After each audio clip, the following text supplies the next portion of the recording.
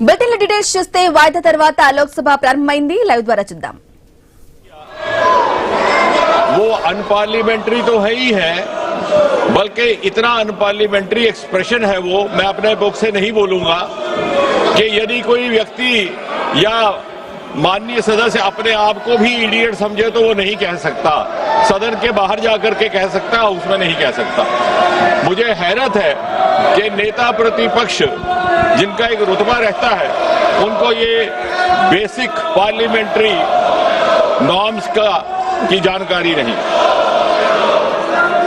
और इसलिए जब वो कहते हैं कि मैं किसी व्यक्ति विशेष के बारे में ये शब्द इस्तेमाल नहीं कर रहा, तो कई बार ये शंका होती है कि क्या वो छात्रों के लिए कर रहे हैं। और अगर ये बच्चे जो हमारा भविष्य भी है, हिंदुस्तान का मुस्तकबिल भी और विकसित भारत के उज्जवल नागरिक भी, यानी उनको अगर इडियट कहा जाए तो इससे और ज्यादा दुर्भाग्यपूर्ण कुछ नहीं।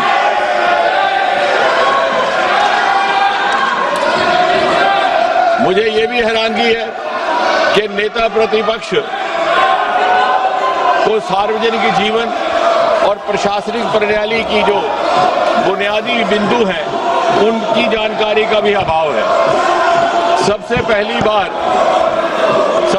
बात तो ये कि जब वो कहते हैं कि गृह मंत्री जी ने गोली चलाने का आदेश दिया और उसे ऑथेंटिकेट करने में नाकाम है, तो सबसे पहली बुनियादी बात कि कहीं भी गोली चलाने का आदेश कोई मंत्री नहीं देता, वो मैजिस्ट्रेट देता है, एसडीएम देता है, डीएम देता है। हम सब विधायक रहे हैं, सांसद रहे हैं, हमारे अनुभव में है।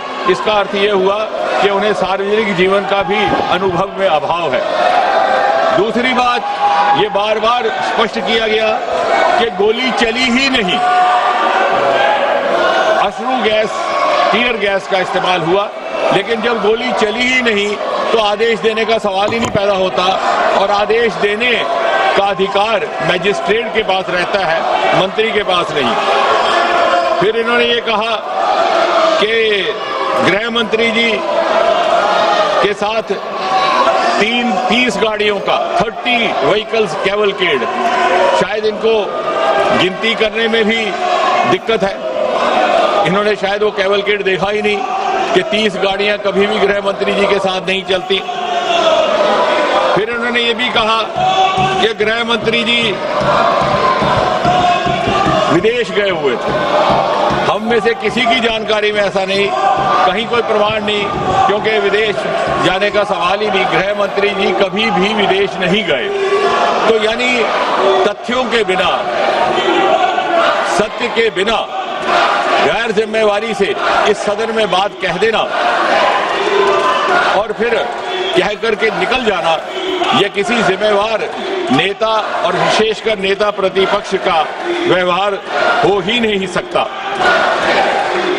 अब ये भी कहा गया, अब इन्होंने एक कहानी सुनाई, तो मैं भी ये कहानी सुनाना चाहता हूं, और ये कहानी है 21 जुलाई की। 21 जुलाई को नेता प्रतिपक्ष नामालूम क्या सोच करके और किस उम्मीद से जाकर के बैठ गए 7 LKM प्रधानमंत्री आवास के फाटक के बाहर। अब नामालूम क्या था मन में। अब मेरा विभाग ऐसा है जो शोध के साथ ताल्लुक रखता है।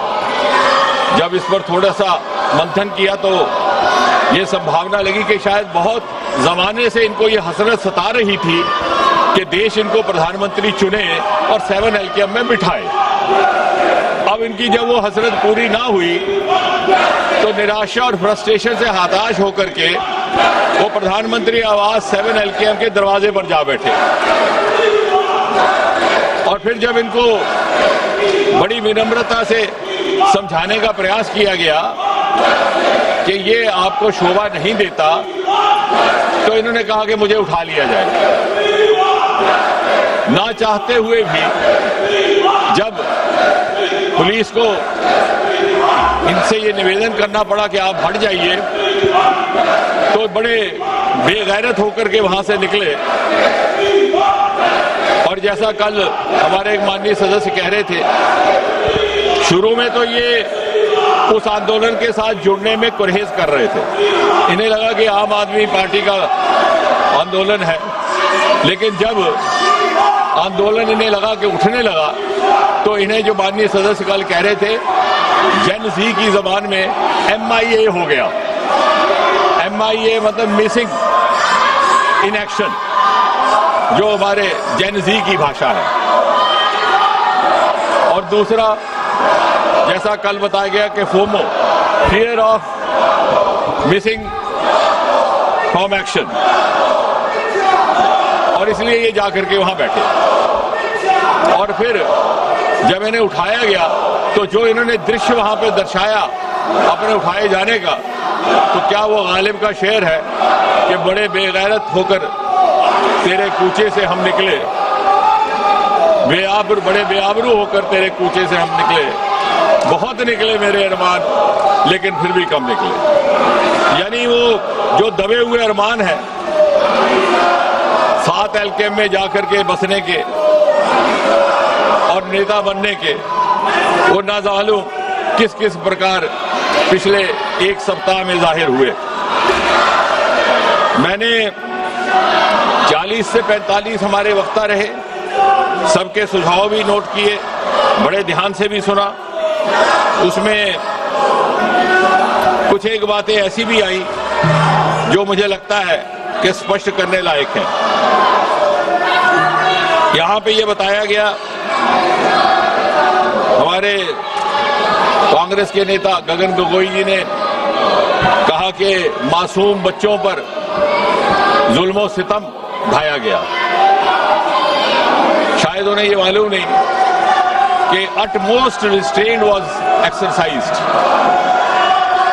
and it was made sure that casualties don't happen. लेकिन मुझे लगा बाद में, जैसे मैंने कहा कि जब शोध किया तो ये लगा कि अपने अनुभव से बोल रहे थे, क्योंकि सन 1969 से लेकर के 1984 तक जो असम में ऑल इंडिया स्टूडेंट यूनियन का प्रदर्शन रहा, आंदोलन रहा, वो हमारा रिकॉर्ड बताता है कि 860 innocent people, most of them students had got killed. उस समय सरकार कांग्रेस की थी। तो इन्हें लगा कि जिस तरह से हम अपने जमाने में आंदोलन कर रहे विद्यार्थियों को कुचलने के लिए उन्हें मौत के घाट उतारते थे, शायद इन्होंने भी ऐसा किया हो। माननीय प्रियंका गांधी जी ने एक बड़ी रोचक बात की और ये सुनने लायक है। उनका कहना है कि 152 बार पेपर लीक हुआ। ये आंकड़ा कहां से मिला, कोई प्रमाणित नहीं, कोई ऑथेंटिकेशन नहीं। लेकिन उससे भी अधिक दिलचस्प बात ये है, वो कहती हैं कि 150 papers leak, 150 times the paper leak happened which affected 750 crore children. I have verified this from the written script which was there in the parliament last night, where I wanted to actually check on myself. 150 paper leaks affecting 750 crore children, which means 7.5 billion. The entire population of the world is just about 8 billion. And you have 7 billion, 7.5 billion children in India. ना मालूम ये आंकड़ा कहां से आया। या तो ये मन गढ़ंत है, या तो ये इसमें शरारत है, और या फिर इसमें इग्नोरेंस है। उन्होंने कहा कि सन 2024 के बाद जब ये एक्ट लगा था कोई कार्रवाई नहीं हुई। शायद उन्होंने ये अध्ययन नहीं किया कि 52 FIR लग चुके हैं पिछले 2 वर्ष में जब से ये एक्ट बना, जिसमें से 29 है प्रिवेंशन ऑफ अनफेयर मीन्स और 23 है भारत संहिता के लिए। इसी तरह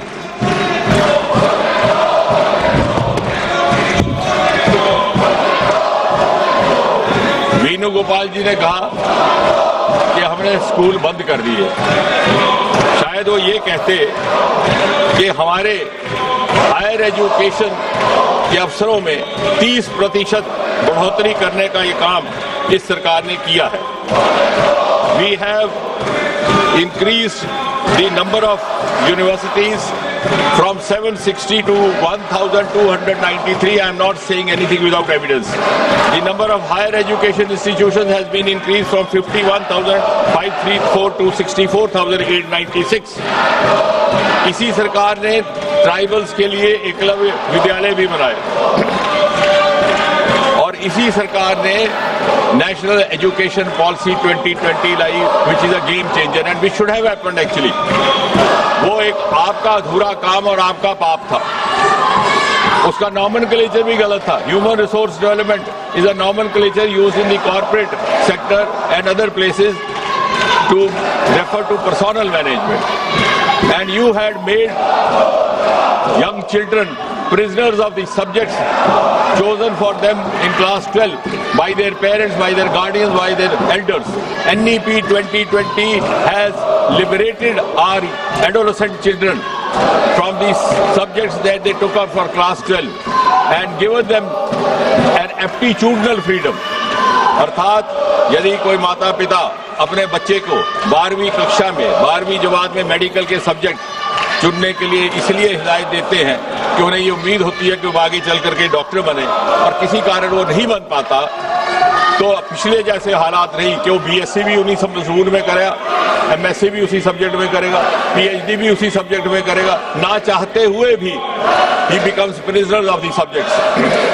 Here we have entry exit. अगर वो डॉक्टर नहीं बना और उस डॉक्टर बनने बगैर वो सब्जेक्ट्स को आगे अध्ययन जारी नहीं रखना चाहता तो वो लिटरेचर में जा सकता है, मैथमेटिक्स में जा सकता है. There is a democratization of higher education across the country. और इतना ही नहीं, यही वो सरकार है जिसने मेडिकल एजुकेशन में भी, क्योंकि मेडिकल एजुकेशन के हवाले से बात हो रही है, एम्स की संख्या 7 से लेकर 22 तक बढ़ा दी. गवर्नमेंट मेडिकल कॉलेज की संख्या 387 से 844, एमबीबीएस सीट 51,300 से 1,39,000, पोस्ट ग्रेजुएशन सीट्स 31,100 से 86,300 तक.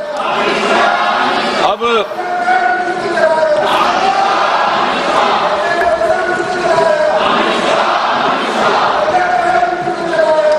मुझे तो चाहते तो हम ये थे कि इस बिल पर गंभीर चर्चा होती, क्योंकि जिस तरह से प्रधानमंत्री जी ने बड़ी संवेदनशीलता के साथ कार्रवाई की है. अभी हाल ही में जो पेपर लीकेज हुआ उसकी जानकारी 7 और 8 जुलाई की रात को आई. 12 तारीख को सीबीआई को सौंप दिया गया. तुरंत 13 व्यक्ति हिरासत में ले लिए गए. साथ ही साथ लगभग 92 लोकेशंस पर रेड किया गया और 12 तारीख को ही सीबीआई दिया. और मुझे कहते हुए तसल्ली है कि कल चार्जशीट फाइल हुआ और आज से वो ट्रायल भी शुरू हो गया इस नए कानून के तहत, जिसके अनुसार पूरा का पूरा फैसला 5 महीने में मुकम्मल हो जाएगा. पहले 2 महीने में इन्वेस्टिगेशन, इंटेरोगेशन और अगले 3 महीने में एंड इसलिए जब आप इसके अतिरिक्त अगर आप युवाओं की बात करते हैं तो इसके अतिरिक्त सरकारी नौकरी की मानसिकता से बाहर निकालने का काम और अन्य विकल्प भी इसी सरकार ने पैदा किए. जब आपने सरकार छोड़ी तो इस देश में स्टार्टअप की संख्या केवल 350 थी, आज बढ़कर के 2,30,000 से ऊपर हो गई. हम तीसरे दर्जे पर आन खड़े हो गए. और इसलिए बहुत समय ना लेता हुआ मैं सीधा इस बजट के विषय में थोड़ी एक बात करके अपनी बात को समाप्त करूंगा, क्योंकि आप इस समय आपका भी उस तरह का नहीं है.